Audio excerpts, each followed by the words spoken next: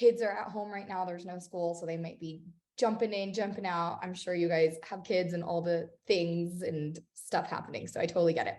But we're obviously going to be going through the steps that I have taken and kind of my framework for building $1 million agency plus, and how you can start thinking a little bit differently.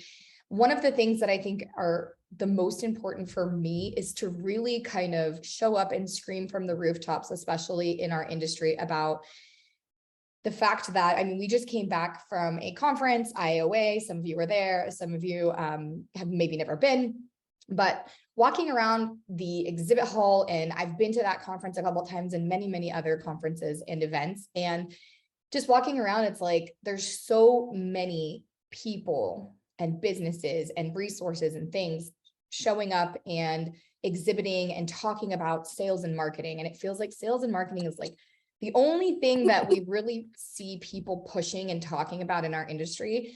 But here's what happened, and here's what I found. I figured out that, oh, there goes my dog.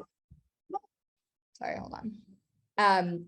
I figured out that no matter how much you sell and no matter how much money you put into marketing, thank you, you're going to not necessarily make it in business because you may not have the business foundations. And I learned this, unfortunately, through mistakes I've made and all the time that I spent trying to build this thing and putting so much emphasis on sales and putting so much emphasis in just throwing money out there, trying to market and do the things that I thought I needed to be doing. And that happened because I was looking at everybody else because I didn't know what I was doing, which is totally fine. Like, that happens. But eventually you have to stop looking outside and start looking inwards on what it is that you're doing and what matters to you and how you should be building your business for you.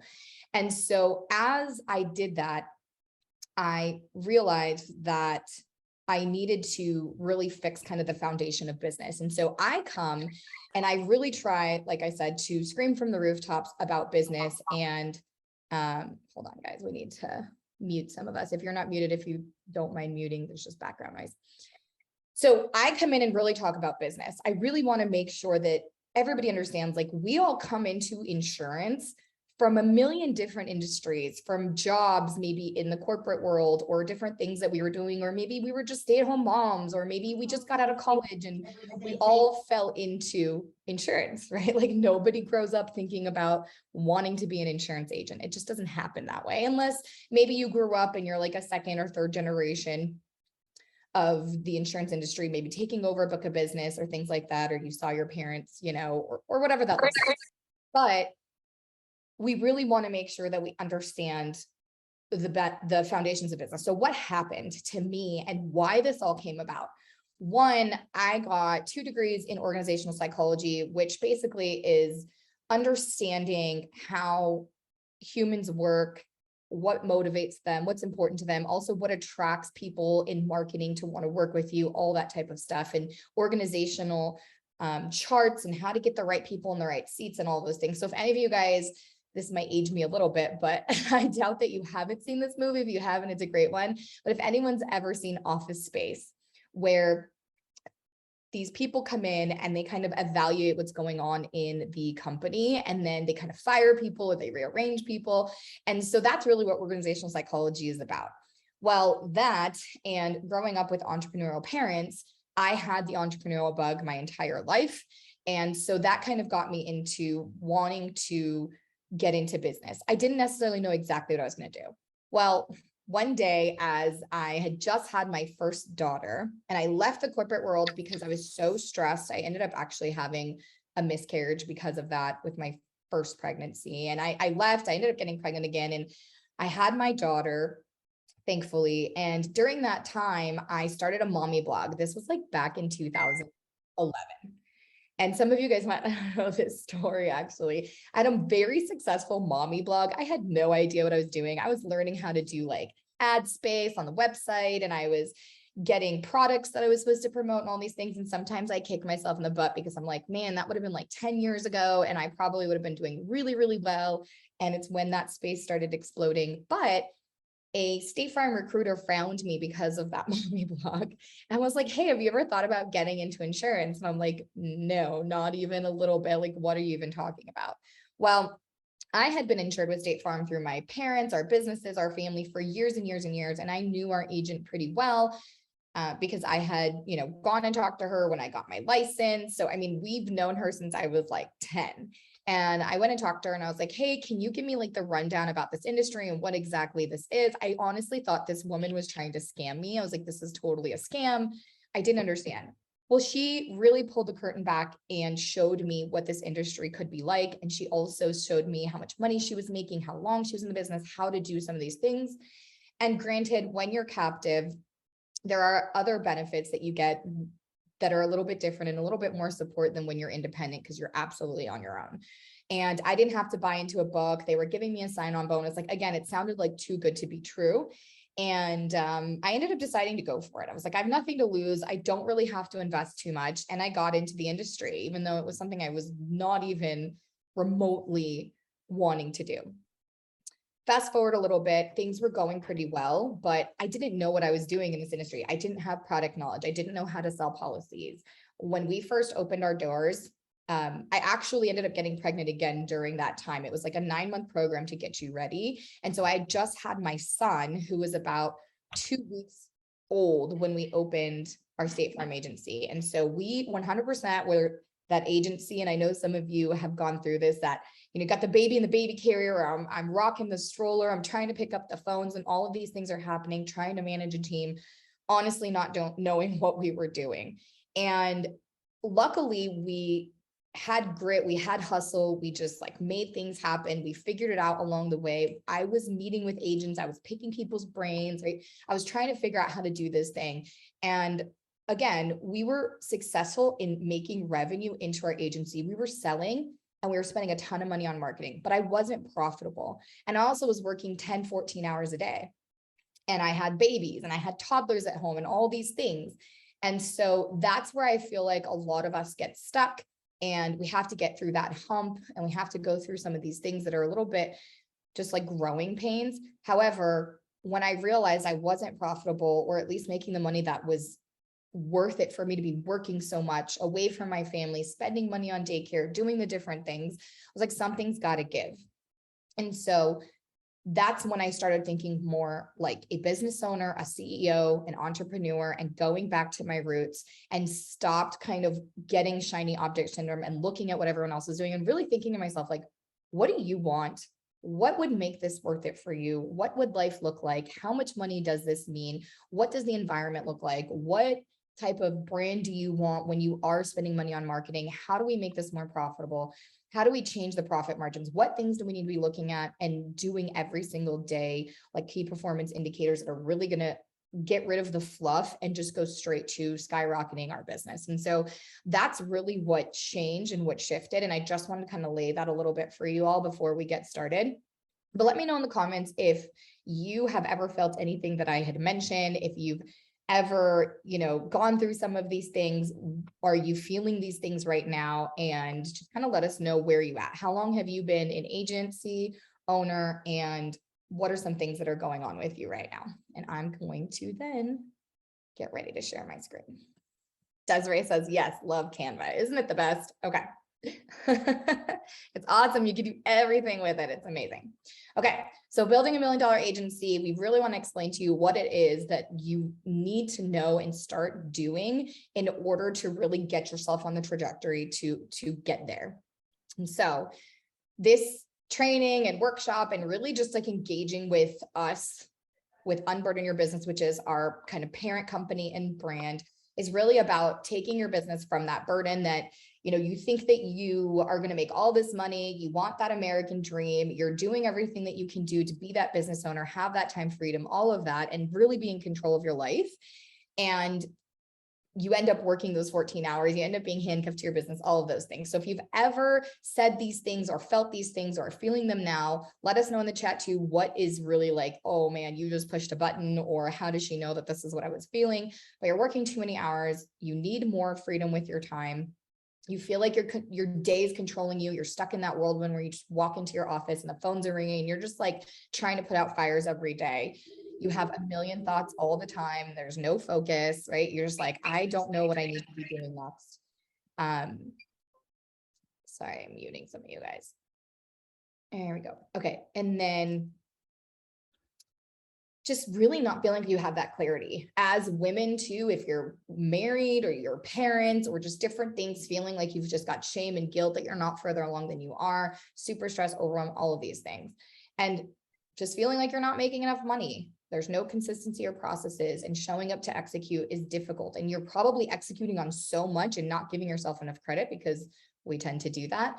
But if you shifted your focus maybe on things that were more important, you'd be executing better, chasing things that really aren't moving the needle, and just feeling like you're losing that battle between sales and retention. I always say all the time, if you've been following me for a while, or if you've worked with me, I know there's some clients in here, but I say that there's only two things that we do in our industry or as agency owners. It's we sell and we retain. At the end of the day, that's it. That's what we do.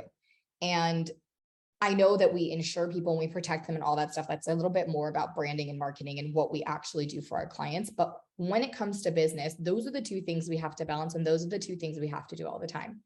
And there's times where our retention isn't great, and we've got to shift our focus there a little bit and kind of plug that bleeding hole of clients that are leaving. And sometimes we just start and we don't even have a book to worry about retaining. We just got to really focus on sales. And eventually the goal is to really get that balance. And so we're going to talk a little bit about that today, on how you get that started. Going on 5 years and feel like you don't have a life. I understand that. Too many hours for me, for sure, and not delegating enough. Does anyone else hate service? Yes, nobody likes service. I guarantee that. And so some of the things we're going to be talking about too is really, how do you turn into that CEO position where you're not even sitting there doing the service? I hope that that's the goal, right? To really, I'm sure you guys have heard the whole idea of working on your business and not in your business. And this is what this workshop is really about, is really shifting you to think about, how do you work on your business? And I'm going to give you the exact things you should be working on as the business owner, and not necessarily just sales, marketing, service, all of those things, right? Like, how do we build that system and that machine so that it's running without you having to do all the things? Now, that doesn't mean that after this workshop, you're going to magically go in and everything's going to be perfect. It's going to take work. All of these things take work, but it doesn't have to be as complicated as we make it. And I'm really giving you that blueprint. I'm just going to give you a reminder. If you can, put your phones on Do Not Disturb, grab a pen and a notebook. You're going to want to write things down. We obviously are recording. We're going to get you this recording too, that you can watch again later. I recommend that you keep this in your pocket for when you need it, just to go back through. But you dedicated your time to be here. You honored the time. You set the time aside in the middle of a Friday, getting ready for the weekend. So just make sure that you are trying not to stay distracted, because I am going to be going through a lot of information. So what if you could step away from your business confidently anytime you felt like it, have systems in place, and you're actually being profitable, and an agency that people are wanting to work with? They are texting you, emailing you, messaging you on social saying, hey, like, do you have any jobs? I'd really love to work with you. I love the things that you're doing. I see that it's a great environment, all of that stuff. And actually scaling and seeing month-to-month revenue that you've been wanting in your business and just felt like you just couldn't get there. And you could look back a year from now after working on the things we're going to go through and say, I see growth. I see that all this hard work and expanding my team and really tapping into my vision has helped my business. And then knowing exactly where you're going, how you're going to do it, and have it scheduled so you don't have to show up feeling lost again. These are the things that I think really matter so much. Not just how much money you're making, but what if you're making a ton of money, but again, you're strapped for your business and you don't know exactly what's happening, and you're always thinking and have this mental load and all of this stress. Like, that mental load and that stress is not worth all the money in the world. We will make ourselves sick trying to get our businesses to work, and we aren't necessarily getting what we want in our life, even though we might have the money. Has anyone ever felt that? Like, maybe you were making really good money somewhere and it was just so stressful and it was just too much, and you're like, I can't do this anymore. And that's really what I don't want for you in your agency and in your business, because at the end of the day, it just becomes a burden. And I also want to just say, the more money I've made, the more I have taken that money and used it to help relieve things in my life that were stressing me out, that were making me feel like chaos. Like, how do we then take some of that money and buy back our freedom and do those things? And that's one of the things that is kind of my why. And we'll talk about that in a little bit. is that I want to be able to do what I want, when I want, with who I want, where I want, as much as I want. And that sometimes does take the money. So if you can figure out a way to get profitable and use some of that profit to help you really build a life that you want, that is what we're talking about. That is what I'm going to show you exactly how you use this framework to kind of get that going. So if any of this felt like you, none of these things are probably your real problem. The real problem is that you haven't been focusing on what really matters in your business. But obviously we're going to show you what I'm talking about. So I'm going to show you how you can make the ultimate shift from struggling to make money in your agency, feeling stretched too thin and confused as to what to do next to make your agency successful, and how to expand profits and free your time using the 4-part framework that I came up with, that I've used over and over again, and that I've also taught a lot of my clients to help them get on that trajectory. And so some of the client results that we've had, just some things people have said, the more I grow in this, the more it makes sense. Thank you for what you do. I feel like as I think deeper and different, things are becoming clear, such as my core values. You've challenged me, and I think I've come up with something that is truly me and I want my agency to encompass. That I think is so powerful, makes my heart sing, because it's really about you. You are the CEO and the leader of your business. Like, your business is a reflection of who you are as a leader and what makes you excited, what makes you tick, what motivates you, what's important to you. That's what your team and the people that are working with you as clients are going to follow. That's what's going to be attracting them to you. And so if you don't know who you are and what you want your business to be and what that encompasses, then your wheels are just turning without really going anywhere. Another client or someone that worked with us said, I went through Agency by Design and it's part of Unburdening Your Business. It's completely changed my mindset and the structure of my business. I got back from a retreat with a group of ladies that they've noticed a new confidence about me lately. And I think it has a lot to do with the tools that Cassidy has given me to improve not just my business, but myself as well. On top of that, I'm having my best month ever, being out of town for half of last month. One of the trips was for Cassidy's conference, which was amazing. She teaches you how to succeed in your business in a way to where your business is working for you and not against you. She highly recommends. So this right here, this little view right here is just one of the months that we've had, how much premium we've sold right here. This right here is the sum of the commissions that my team got to split because of this. They are making money. They're happy. They're excited to show up to work. This is absolutely a result of all the things that we've put into place. Now, it did not happen overnight. It took us a couple years to get here. Couple years is actually pretty quick because we had experience going into moving from State Farm as a captive agency to independent. And I actually just did a YouTube video talking exactly about what we went through to really make sure that when we made that jump, things were successful. That is something that you can do at any point in your business. It's something that I also do often kind of to refresh every couple of years, making sure that we are on the right track and how do we get to the next level and scale more. So if you're not following us on YouTube, make sure you go on YouTube. It's Unburden Your Business, or you can just look for my name. We constantly have videos coming out to kind of talk about that. So talking about what we did to prepare ourselves to really get our book, because when we walked away from State Farm, we left that book. You don't own your book at all with State Farm. So we left a really, really big book to start completely over, which was terrifying, which was really hard. I actually just got a Facebook reminder of like a couple years ago, just the day that I was recording them taking all their equipment away from the office. And I was just like, peace out, State Farm. And so that was funny and interesting. And I was like, wow, it's already been this much time. But what happened was, because we had this plan, which is part of the 4-part framework, we hit the ground running and we were writing $150,000, $200,000 in premium every single month. And my team was on board. I mean, it was amazing. So that YouTube video really does break that down and talk about it. So real quick, while you're wondering, again, why I show up, and I talked to you a little bit about that, but what we really do is we create online digital business consulting programs and different hybrid things so that we can work virtually one-on-one. We have a ton of free content, and we have our Facebook group and tons of stuff like that you can consume. I know Sherelle's not here, but Sherelle is an amazing member of our Facebook group, and she has something called the Cassidy binder, where she takes all of our free content and really puts it together in a binder, the freebies, the printouts, all the things, swipe files and templates, and really uses a lot of that stuff. And it's really helped her business without ever even being a client. But our goal is to really help you with CEO skills, getting you prepared to start and scale your business with vision, clarity, goals, branding, and leadership. And once you have that, you're going to then create your business machine, which includes your processes and systems so that it runs without you and really creates that consistency to help you build profits and momentum. And then once you have that, how do we now take it to the next level and scale using data, using automations, tracking things to be able to know where the money's coming from, what is the most profitable products we might sell or carriers we might use, or the type of clients that we're attracting, and how do we continue to 10x that?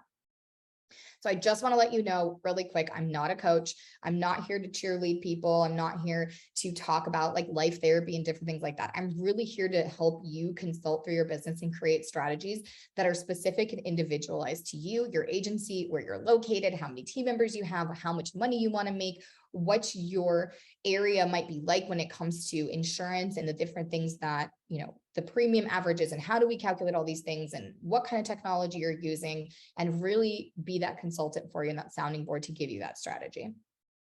So before we did this, we would constantly have these roller coaster months and just felt like it was always up and down. We could never have a consistent growth month after month. Now, don't get me wrong, there are some months that are harder than others, and we've learned in our agency which months those kind of are. We tend to be consistent in that. But for the most part, year after year, we went from kind of this roller coaster feeling to really just consistently growing. And that was because we put these things in place and we stayed consistent in what we were doing and knowing what those things are that really, truly matter. So let us know in the chat. Do you feel like you're on this roller coaster? Are you kind of sick of doing that? And let me know if I was not the only one. Rollering 100% every day, can't sleep. Oh. Okay, good. Glad I'm not alone, but I am not glad that a lot of people are feeling this. The only reason that I know this is because I am an agency owner just like you. I understand what you are going through and what I've gone through. And really, it's just me a few steps ago, right? So that's what I'm excited about, really showing up and talking to you guys, because I understand our industry. I understand what it is that you guys are doing. So we're going to step into the first part of the framework, which is really the setup. I call it the setup, and it's about purpose and branding. So we're going to ask certain questions on some of these next slides, really going into what these are specifically meant to do and how they all go together and how you can start working on these things yourself. So the first one's going to be the setup, purpose, and branding. If you just want to kind of write that note, this is what each of those, this is what is composed inside of that first part of the framework. I went through before we started and underlined things that I think were the most important. And I think that our clients tend to find the most value in, and really want to make sure we hone in on that so that when you start taking these things we're talking about today, you can then implement them. The first thing is vision. And I know there's a lot of talk out there in the entrepreneur world and in our industry about having a vision, having a mission, all of these things. But the way we look at vision is a little bit different. It's more about, where do you see yourself in 10 years? If you had the perfect agency and the perfect business, what would life look like for you, right? What is that impact that it's creating in your life? And we really want to build that business that works for your life instead of your life working for your business. Some of us are just going, and we really have it backwards. That is why one of our signature programs that I'll tell you a little bit about later, but it's called Agency by Design, because we want to make sure you're designing your business and your life for you and not just going with the punches and, ending up with something by default instead of what you can design.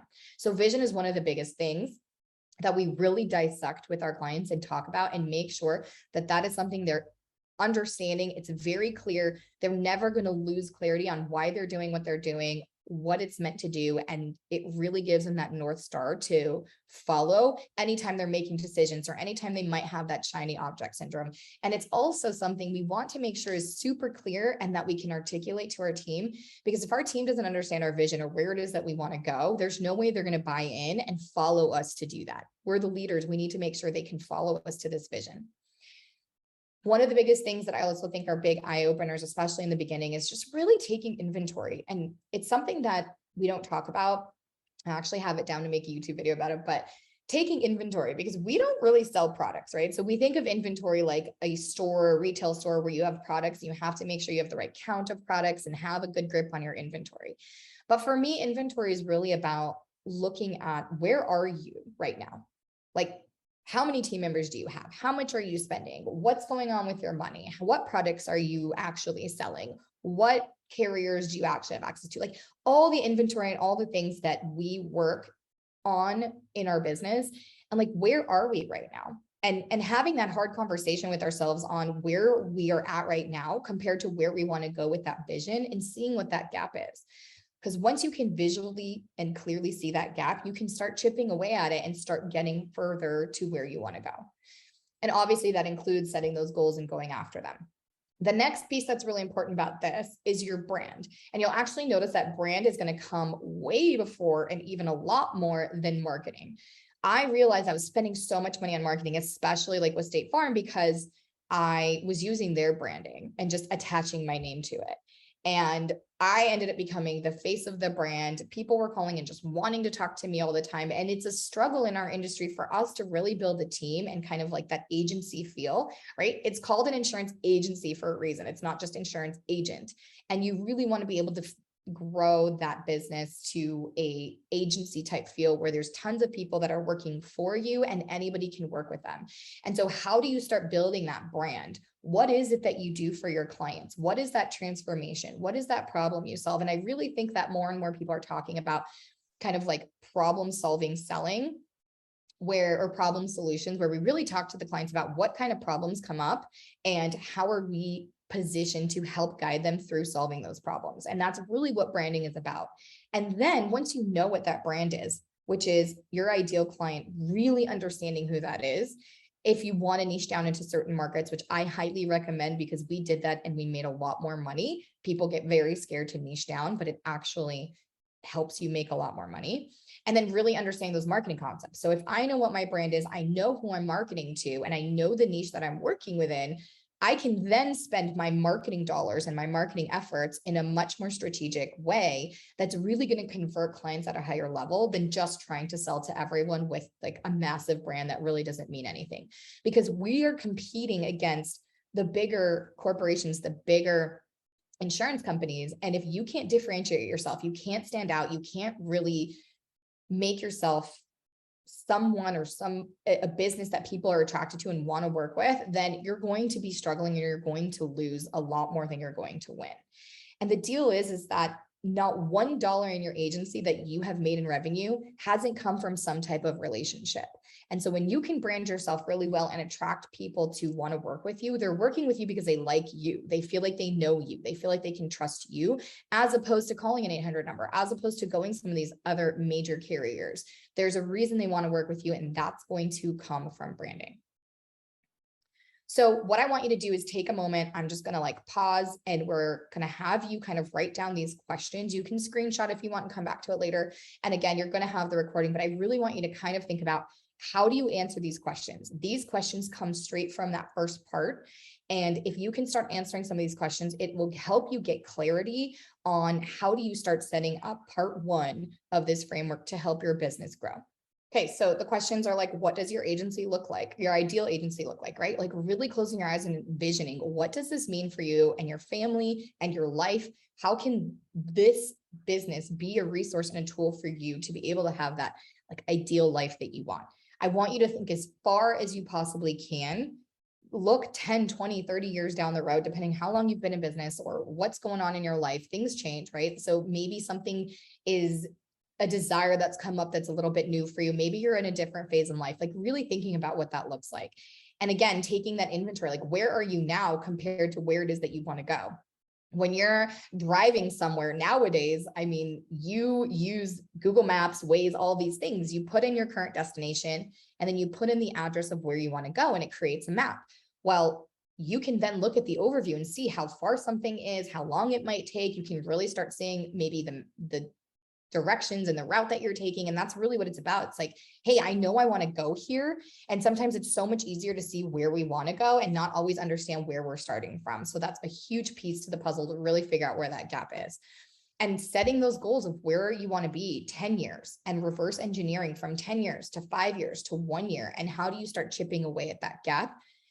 And then when we talked about branding, really like, what's your brand message? What is that promise that you need to be marketing out to the world and your community and the people you want to attract to help them understand like, hey, this is the person that I work with. This is the problem that my clients have. These are the way we solve that problem. And here's the transformation, or kind of the before and then the after of how we help you. And that's really how you start piercing through the noise and start getting those clients to hear you.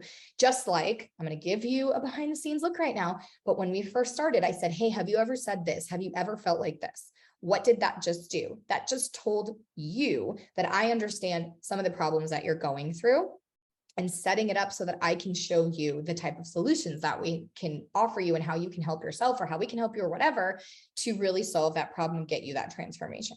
So exactly what I just did in the beginning of this workshop is what you need to be doing with your brand. Instead of just saying, we posted something in the Facebook group of like, tell me what you do or what you can do for your clients or how you help your clients, without using the word insurance, protection, risk, right? Like we had a couple words that we feel like everyone in the industry uses. How can you explain what it is that you do without some of those words that everybody else is using? How do you make yourself different, but still deliver what it is that you want to deliver? And then defining that ideal client, really understanding, even putting a name to that person. So like for us, we have a name to who our ideal client is. We know what they like to drink as a cocktail. We know what movies they like, what books they read, where do they hang out, what is their demographic characteristics and traits. Are they married? Do they make a certain amount of money? Do they have kids? Are they travelers? Do they like the outdoors? Like just different information about these people, that what is important to them as well, and what things they do in their life, to help us then create content, create branding, create marketing material, all of that stuff, so we can really attract those people, because we want to make sure they know, like, and trust us. So these are the type of questions that you want to ask, and some things that you want to do to really help you just get started in building the setup and that first part of the framework. Okay. Let me know in the chat. Are you all still with me? Do you have any questions? Are any of these a struggle for you or not really clear and you want a little bit more clarity on that? The reason why this is a workshop is so that we can engage and really ask questions. And of course, there's going to be time for Q&A at the end. So if you have any questions, let me know. Moving to part 2 of the framework, this is where now, after we've done the setup, we're really starting to create the business plan. Now, why is it important that these things go in this order? Because if you don't have branding, you can't really do marketing that's effective. If you don't know your vision and your goals, you can't create processes. If you don't understand what it is that you want to do, there's no way that you can build a team around that and really have a clear organizational chart, or like the positions that you want people to be playing within your business. If you don't understand the brand promise that you are attracting your clients with and saying, hey, I can help you do this, there's no way for you to really create that client experience and that retention to help you keep those sales and those policies and people staying with you for the longevity of your relationship with them. And if you're not understanding what's important to you and where you want to go, how do you continue to work on your personal and business development, right? So you can't do these things unless you have the first part done. And here's the kicker, is that most agency owners come in and hit these things straight in the head, and they just start working on this stuff, and usually not as effective because they're just in hustle mode, where they really don't understand the setup of what needs to happen before they can go through these things. And so when you're able to really do that setup well, all of this framework that we're going to talk about, the rest of it comes so much easier, because you understand the baseline of what it is that you're trying to do, and then creating that on top of it. Okay, let's see. Okay, I just got some emojis. Great. So I'm glad you guys are still with me. Awesome. So the second piece is the business planning. It's really the strategy and the planning and all of those things. I underlined core processes because these 4 things right here, marketing, sales, team, and retention, are going to be the main processes, the main core functions and departments of any agency. And really in a lot of businesses, maybe not retention, but it might be the client experience. So if like you're selling a product, right? That product delivery, the product results, same type of thing. We all have these departments in our business, and we want to make sure that we have those core processes ironed out, lined out on how to do each of the things, so that when you're onboarding a new team member, they can quickly go to these resources and see how you want things done. And sometimes we don't always know how we want things done when we first start our agency. And we will just hire people, and then each team member is just kind of doing it the way they do it. And some are successful, some are not.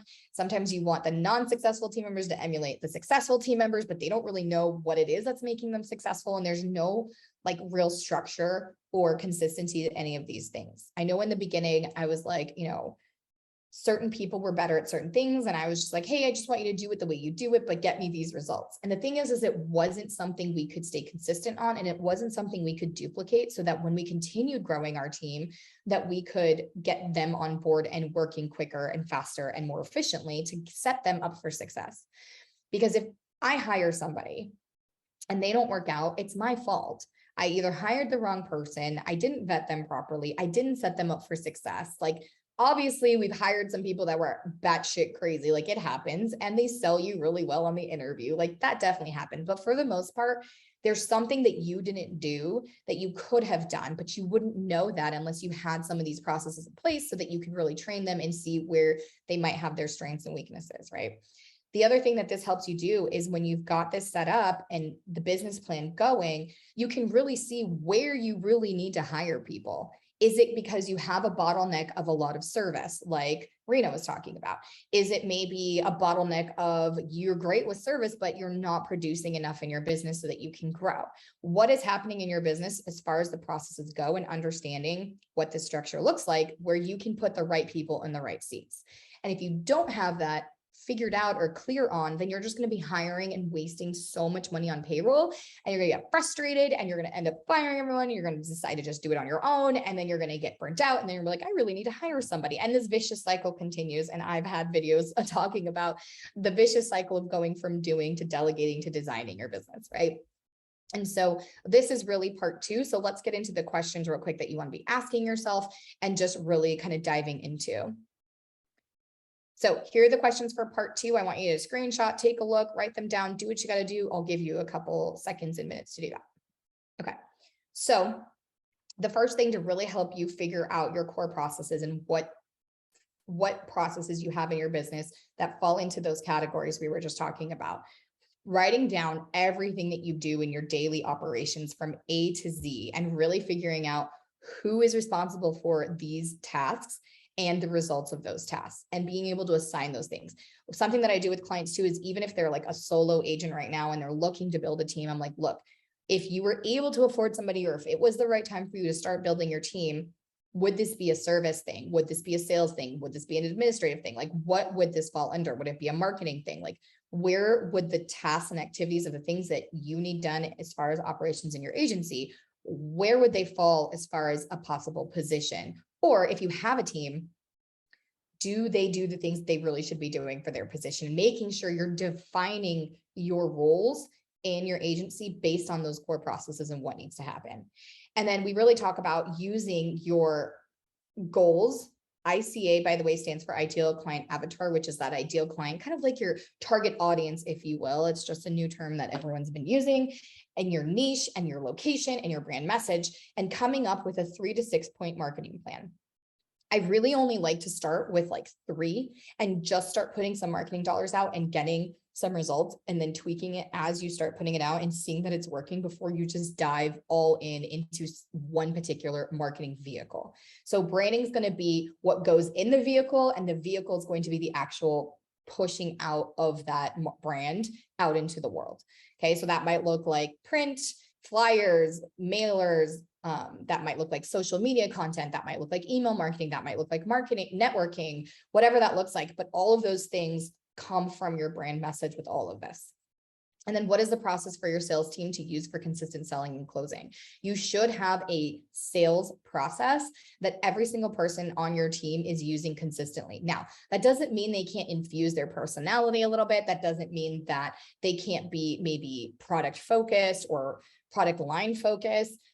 There's been times where we've had a life insurance agent that just did life. There's times we had just commercial, different things like that, but you still want a consistent process for them to understand, like, what questions do we ask in that kind of discovery conversation? Where do we put the data once we get it? How do we bridge to get quotes? And how do we collect documents? And how do we do this? And we really want a consistent process.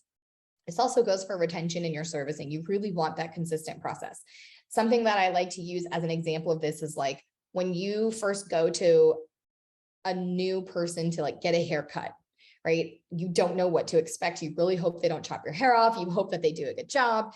And you walk in there not knowing what to expect, and you have this experience, good or bad. But let's just talk about a good experience, right?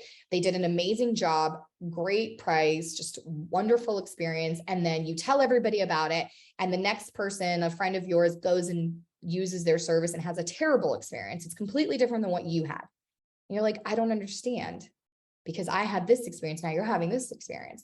That's where the inconsistency comes into play. And it's very hard to scale that good experience if you don't have a process in place, right? So I'm sure you guys have all gone through that, where you go to like a new nail tech or a new hairdresser or something, or anywhere, a restaurant, wherever you may have had a good experience, and you go back and it's different.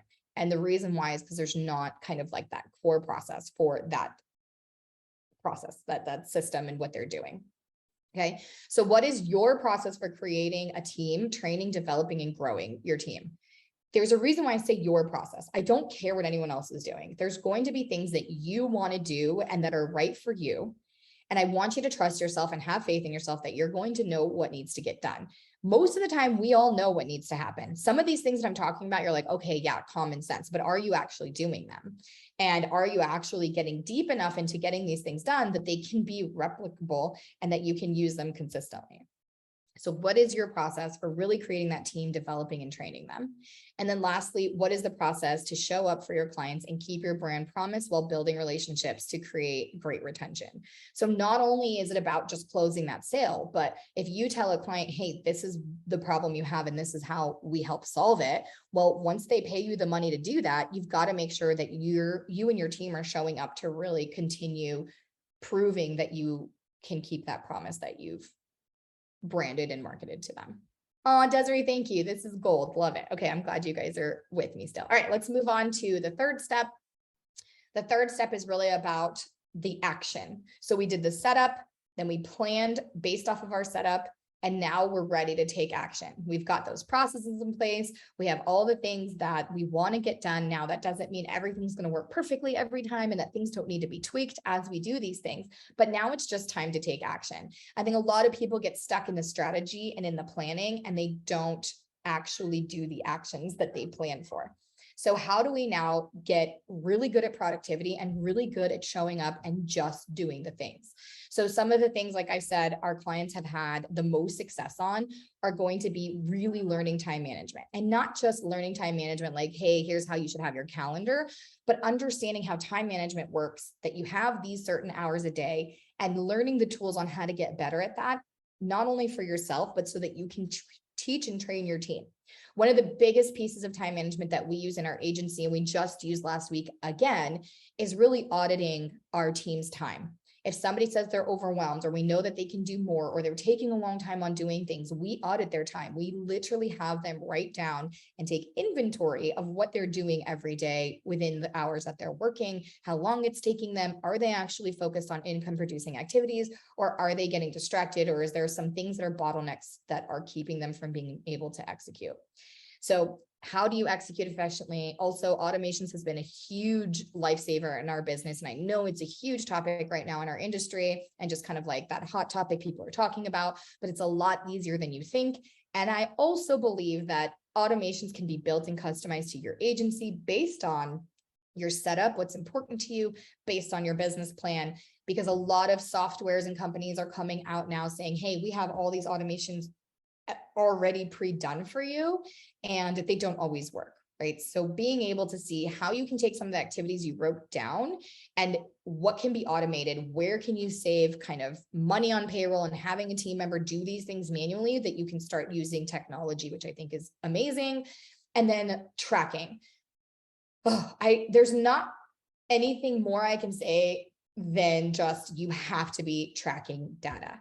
You have to be able to know policies that are coming in, premium that you're writing, how much time things are taking, how many service requests you're having for this particular topic, how much money is coming in and coming out. I mean, tracking so much data. And I know that sounds overwhelming and like another thing on your plate you have to worry about and do.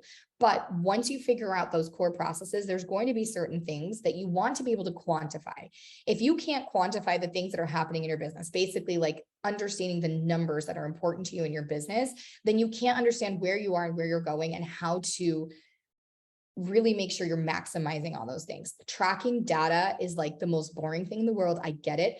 But at some point you start seeing the data and it becomes so sexy because now you can go in and see what's really happening in your business without just having, assumptions or just using your intuition. Because let's be real, when we really see what's happening in our business based on numbers, it's never what we actually think.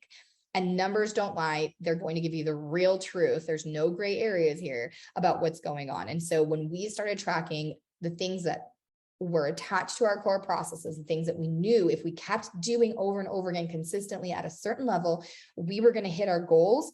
That's when the data just became super sexy. And we were like, this is what matters.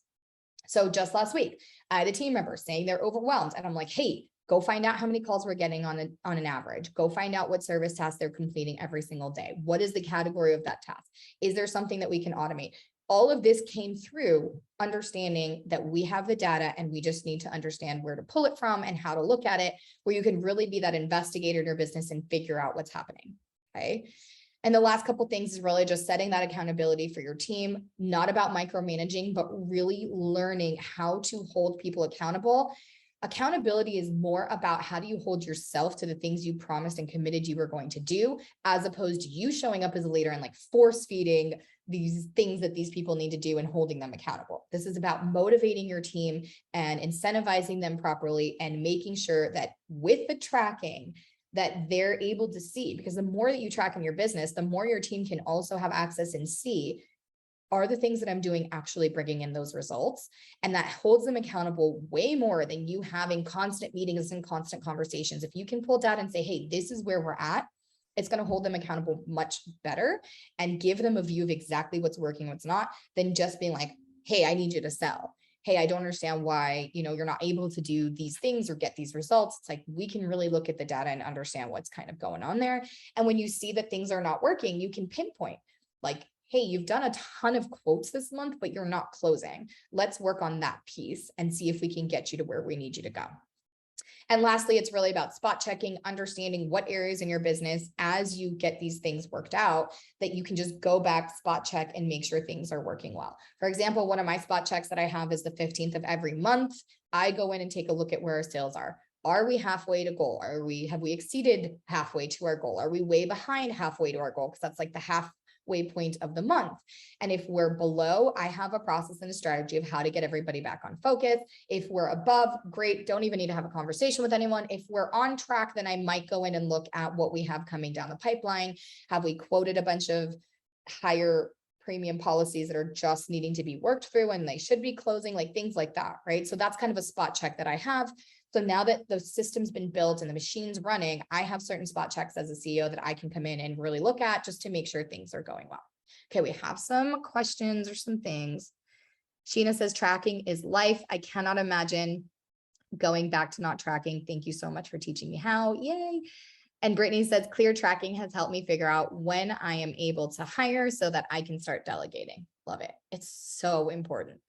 And by the way, Brittany's like a beast. Like, I gave her this Excel sheet. She's one of my clients, but I gave her this Excel sheet and she took it and ran with it. And one day she showed it to me. I'm like, what is this? Like, I don't even recognize this. It's amazing. So she really just took it to another level. It was awesome. And then I need to learn how to be better at tracking. So the way you start with tracking, and I have videos on this too, again, like on YouTube and all the different things, but you have to, again, go back to your core processes, figure it out what the things are that you're doing every day, and being able to align and correlate. If I do this much every day, every week, every month, however much you need to do it, I know that if I stay consistent with this, I'm going to reach the goals that I set in place. And then you start tracking it, right? So if you even just think about something simple for us to kind of grasp is losing weight, right? So you get on the scale, you see how much you weigh, you start going to the gym, you start doing the things that you know you need to be doing, you start doing that activity, and every single day you track how many times you went to the gym for the week. And then you start measuring on the scale to see that the scale is going up or down or whatever is happening. Because if you don't have that data, how in the world, you're not measuring that, how in the world are you going to know if you're succeeding, if you're not, if you're on the trajectory to hitting your goal? You don't know, right? All right, so here are some of the questions. Like I said, I'll give you a minute to look at these and then we'll go through them.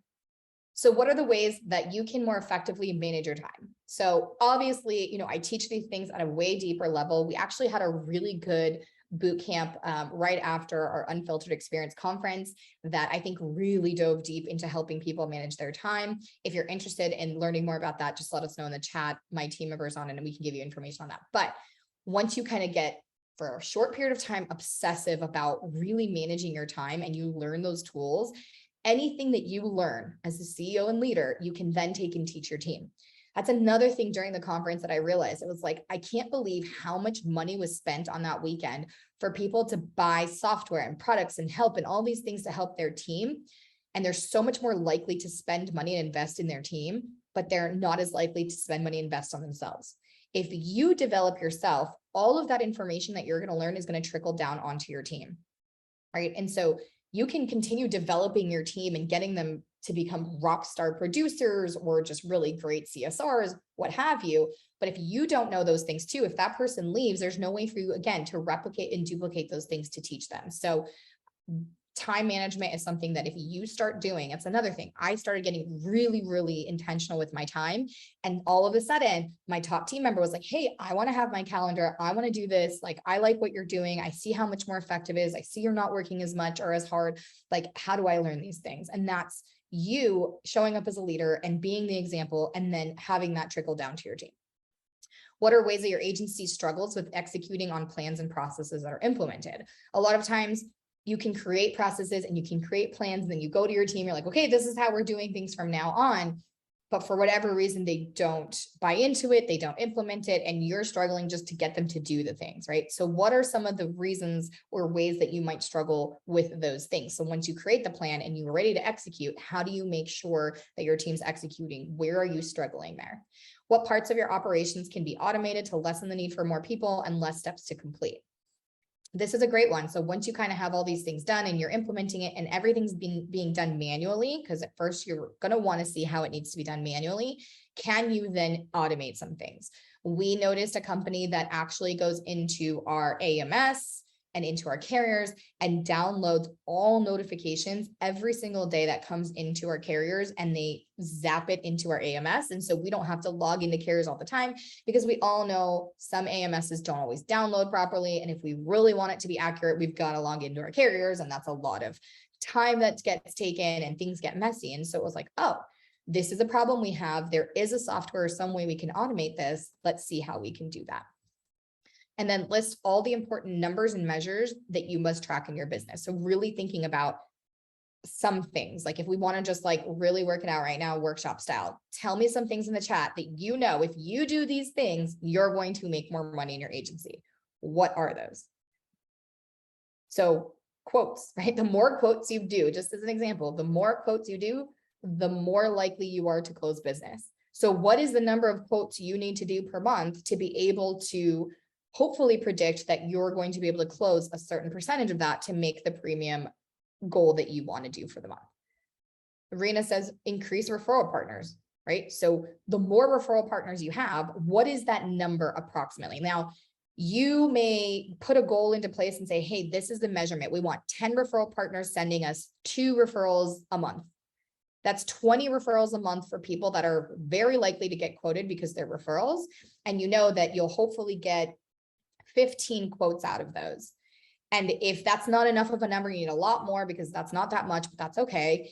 Just start there. What is the number? What's the measurement for you to look at and kind of put in place and set yourself and your team a goal to get 10 partners that are sending you 2 referrals a month and just get started? Because once you hit that goal, guess what? You know how you got those. You can start increasing and say, okay, now we want 15.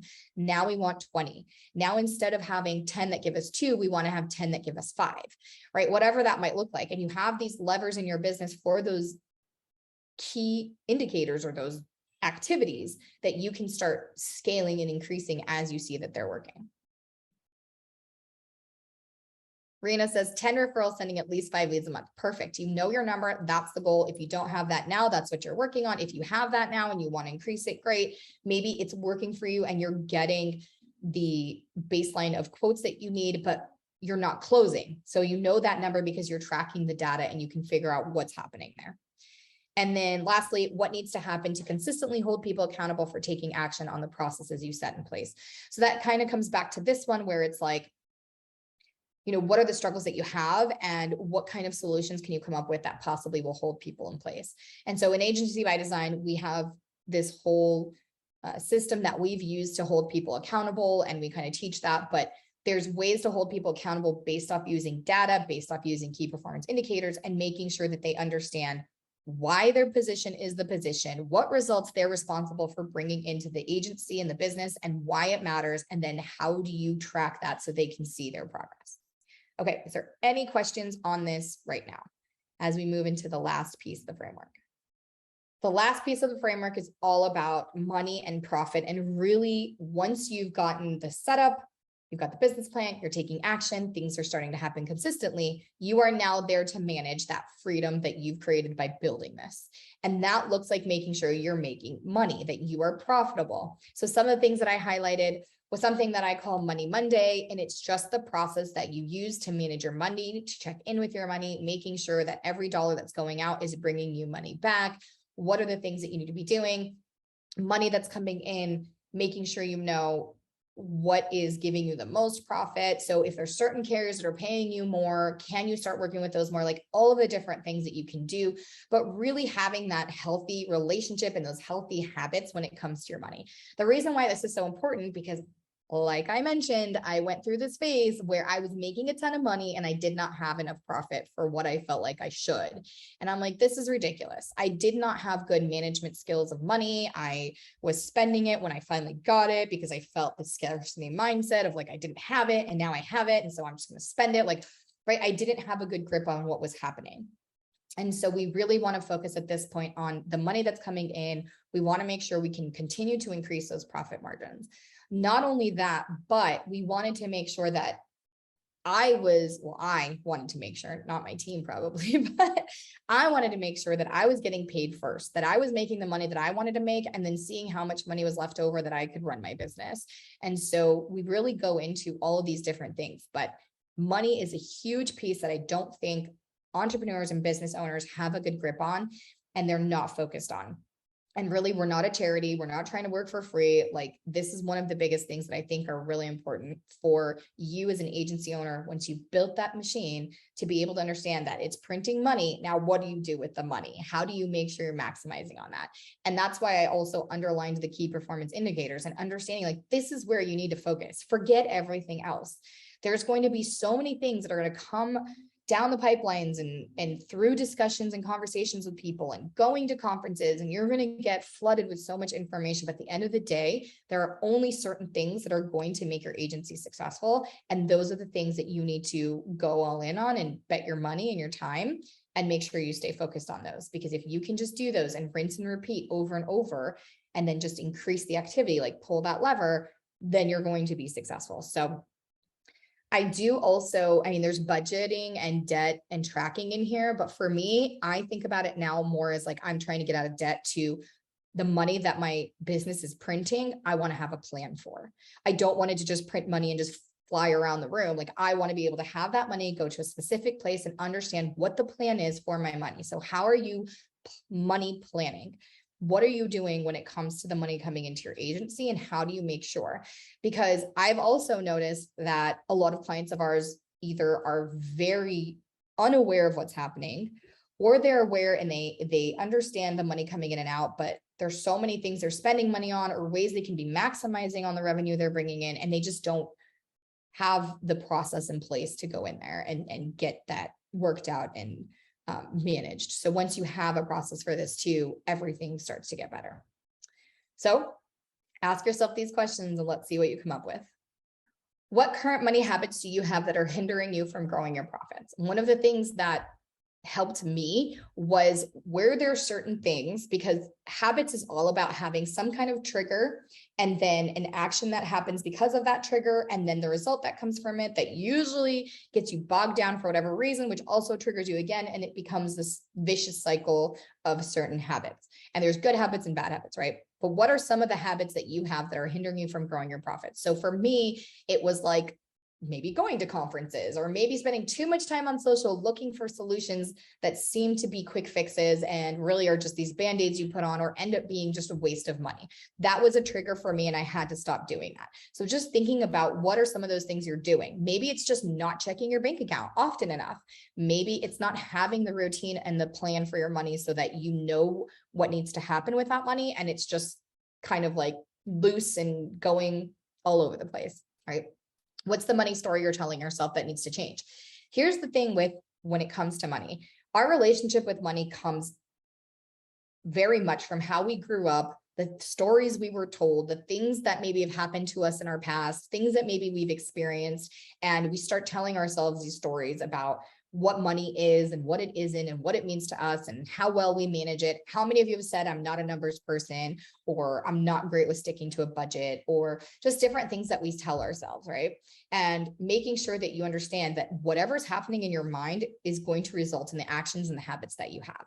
And so really trying to figure out and fix that relationship when it comes to money. I know a lot of people get scared with checking their bank account, but here's the thing. The more you check it, just like tracking data, the more you do it, the more you feel in control, even if it's not a good situation. And if you don't check it, there's nothing you can do about it. There's nothing, no plan you can put in place if you don't know where you're at and kind of where you want to go and what's happening.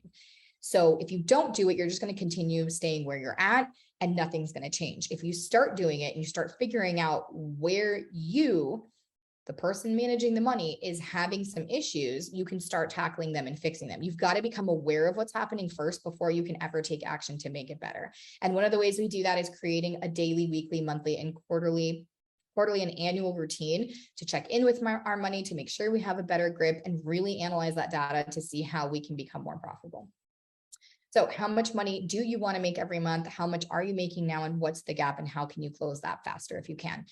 Another thing that I think business owners do is that we bring in revenue, and then revenue goes out the door because we have costs for operations and different things like that. And then we end up taking home what's left over.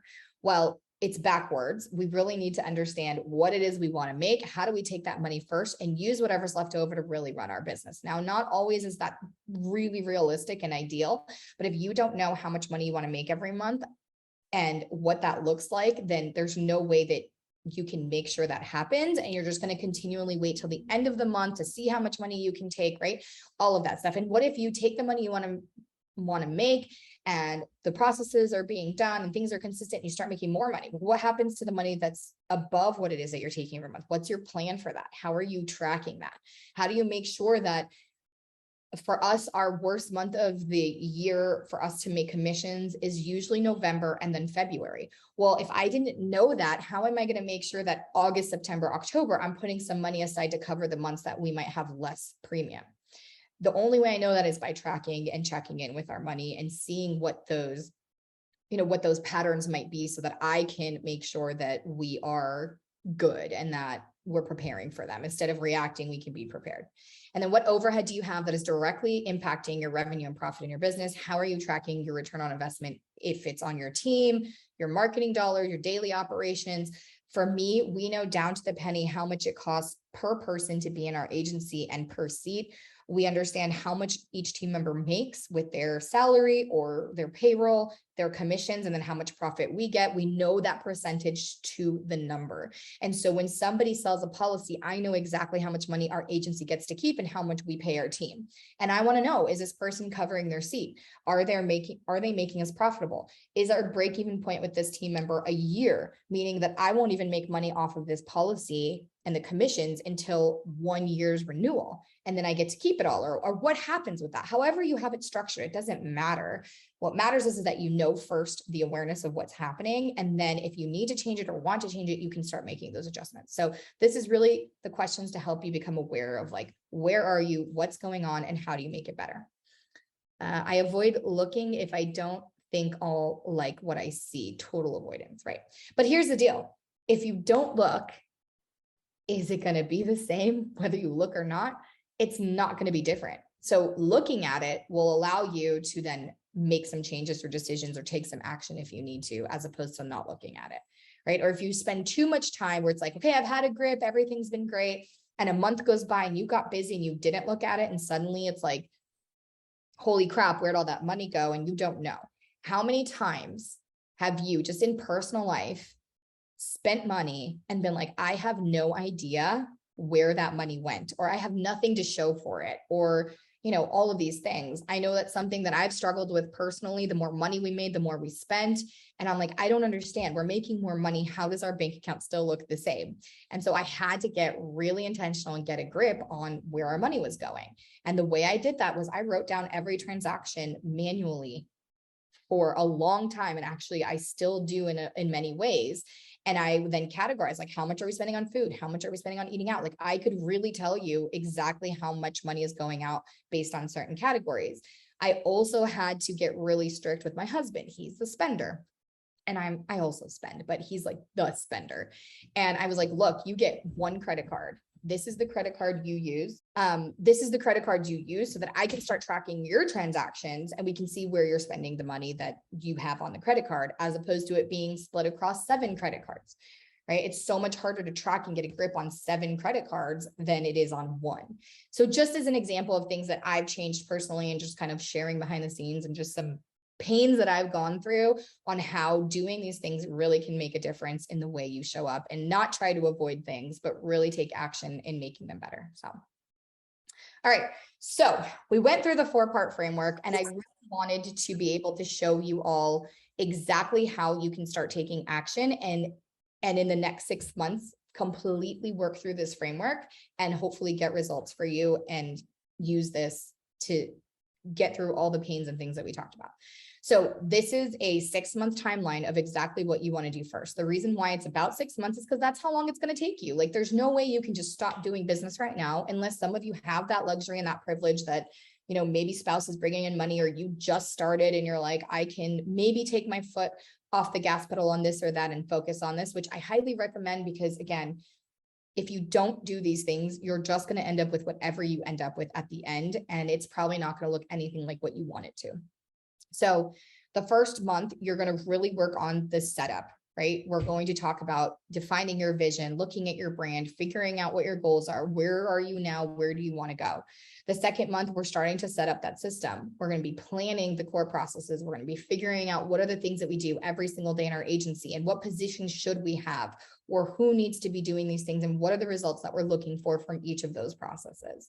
The third month, you're really going to take that system and just implement it. Just put it into place and start seeing where you may have forgotten something, where maybe you missed a few steps in a process, or things aren't clear with your team or yourself. And you're like, wait, if we're going to, you know, quote this type of business, we still need to do this step and I completely forgot it. And it starts causing maybe some issues, but like, you're really using that month to put these systems into place and see that they're working.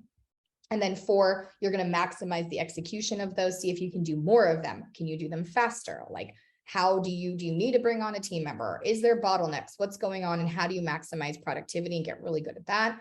And then month 5, you're going to start working on your money. You're going to have your money Mondays. You're going to have your dates. You're going to work on that money relationship. You're going to figure out what are those key performing indicators. You're going to make a money plan. If you're in debt or you need to budget, you're going to figure out what that looks like. And then lastly, on month 6, you're going to look at everything you've done and you're going to see, okay, are there places that we can start setting up to scale this thing?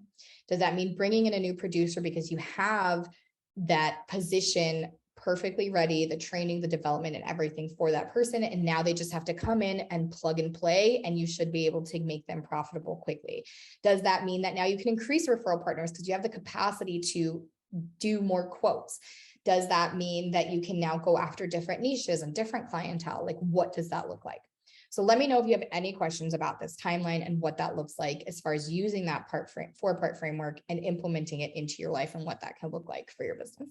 Okay, so we are going to open it up for Q&A in just a second. If you guys have questions or you want to just talk about what you might be struggling with and where you're at in your agency. And I can absolutely do like hot seat coaching and just talking about that. But I did obviously want to talk a little bit about how you can get some help. So why does this work and why has it worked for me and clients? It works because you start off with that strong vision, you create that strategic plan, you take action and hold yourself and team accountable, and then you work on the money. And then once you're profitable and making that revenue, you can then look at your vision again and say, is this still working? Is this still what I want it to be? And again, if you add product lines or you add team members or you do something different, you can go back to strategic planning, right? All of these things, because this framework can be used over and over again. And it's a tool and it's learning how to use this than me just telling you, hey, do this, do this, do this, do this. I'm actually teaching you how to go through these things and what you need to do so that it develops you as the business owner and the things that you need to be working on. And it just makes you better, right? And that's how this works. So some of the results that people who have taken action on this stuff have put into place and what they've gotten. So they get clear, take action, defined what was important to them without an influence of the industry or anyone else. They've saved $80,000 in 1 year on things they were spending on that weren't producing results. I call it smoking hopium, right? So you just start throwing money out the window and you start smoking some hopium, hoping that these things are going to bring you money back, and they actually really don't. Hiring the right people who aligned with their values and took their business seriously that actually started producing results and were a pleasure to work with. Began using new branding to tap into their niche, and they started getting connections and started making more money, and their business became more profitable. They began taking more days off while the office was running how they wanted and not needing to spend time stressing or reacting to things, but being prepared in future things with roadmaps of what was coming. So being able to dream up new ideas and execution systems. One client took a 4-week trip to Italy and everything was running and working and they were still selling and all the things were still good. So much more time focused on the right things, not being distracted, better self-care and peace of mind, investing in other opportunities and expanding profits. I have 2 clients that have actually opened more locations. Another client that actually started another business that they were able to do because their other business was running well, creating impact in their community, hitting bonuses that they only dreamed about. These are just some things to name a few. So I do want to take a second and talk to you about Agency by Design, what it is and what it means. And these are some things that people have said that have been clients of ours. Happy to have found someone that is no bullshit. That is definitely me. Holy shit, girl, you were quick. Yes, I do, because I just want to come in there and help you get a grip and do everything that you want to do in your life. Oh my God, after the money lesson, I realized how much I need to work on and what I have been avoiding, that I now know what I need to do to get my shit together. You definitely are my number one choice because you see my vision so clearly. I have had the best month I've ever had, and it's all because of Agency by Design. I'm getting my mindset shifted and I'm here for it 100%. These are things that people have said. So what does it mean? We go through, we just talked about all the things. I literally gave you the framework. I said, you can go do this on your own. Here are the steps. This is what you need to be doing in your business.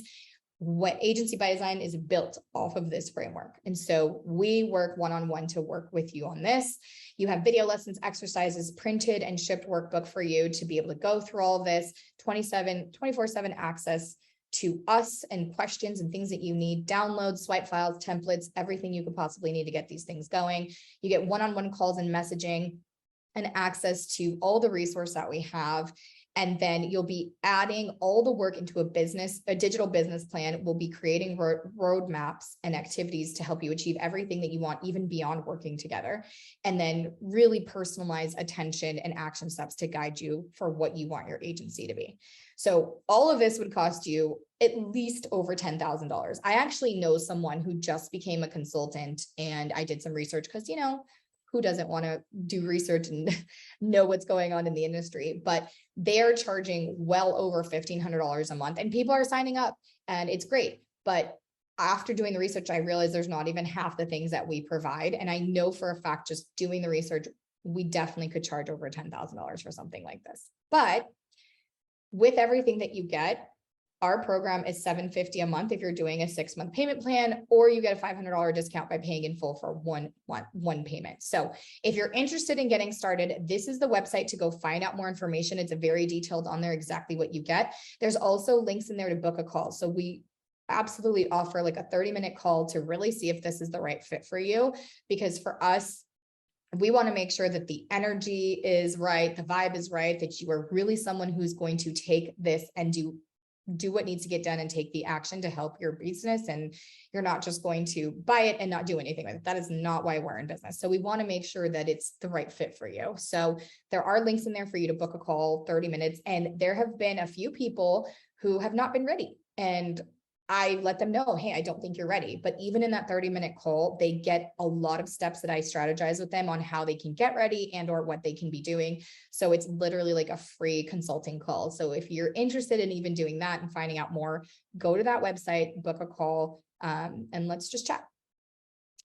If you are interested though, what I need from you is participation. Like you have to show up to the calls, you got to do the work and apply the things and take action. You've got to go all in. I do ask clients not to participate in anything else while they're working with us, because we don't want them to get confused and we don't want them to go off and do something else and then forget about all the things we need to do. We absolutely want feedback. We want you to tell us how it's going, give testimonials, letting us know how you're doing, and just being honest and open to share. Every single thing that we talk about never leaves my mind. It stays with me. Like I said, I went to school for psychology, and so I understand exactly what it is to keep clients' information private. And you are in a safe space, no judgment ever. I mean, you can ask any of our clients, like they've never felt judged for being honest in what's going on with them, just support and being able to figure out how to get you out of there. So what I want to do right now, if you have any questions, let us know. And I'd love to hear from you all on anything that you are struggling with right now that you've seen, that we've talked about through the 4-part framework, and like where you're thinking, I need to start here, I need to do this next. Maybe there's parts where you're like, you know what, I really have this down, but there's some things that I don't. And I'm making a commitment right now on this call to at least get started on. Just so you all know too, we have other products besides Agency by Design to help you in your business.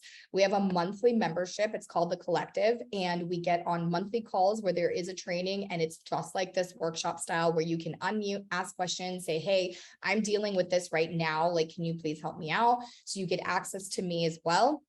And then we have a Slack channel where you can ask questions to the group as well as me and my team 24/7. And that's $49 a month, no commitment. You can cancel whenever you want. So that is awesome if you just want to get started with something, just to hold yourself accountable and continue developing yourself as an agency owner. And then we have the Facebook group. It's called Female Insurance Agency Owners, where we're constantly adding all of our YouTube videos and things. So if you want to be in the know of the things that are coming out and all of that free content, you definitely want to go in there and become a member of the group. It's an amazing resource. It is so supportive. Like, we've only had to kick out one person who was not nice, and we take that very seriously. And then we have a ton of stuff coming down the pipeline. I know Isabel just asked about the time management training. I am going to make sure to email that to you. So if you want to look into it, we'll definitely get that done. But we have a conference that we just did not last month, 2 months ago. Oh my God, I can't believe it's been 2 months. That was amazing. And we haven't decided if we're doing another one yet next year, but all of these things that we're doing, we've done a retreat before, which is amazing for you to unplug from everything that's going on and just put yourself in a room with like-minded people who are there to relax, there to talk about things that are important to them. And just, you deserve a retreat, and we spoil you and you get access to me and all the things. And then also we have an amazing product coming down the pipeline in January, which we're excited to be announcing soon and release out, which I think is going to be really, really great. It's something that I would personally want to go to. So that I think is going to be awesome. So those are the ways to stay connected with us. Follow us on Instagram, follow us on YouTube, become a member in the Facebook group. If you have any questions, you can always email us. Bye, everyone.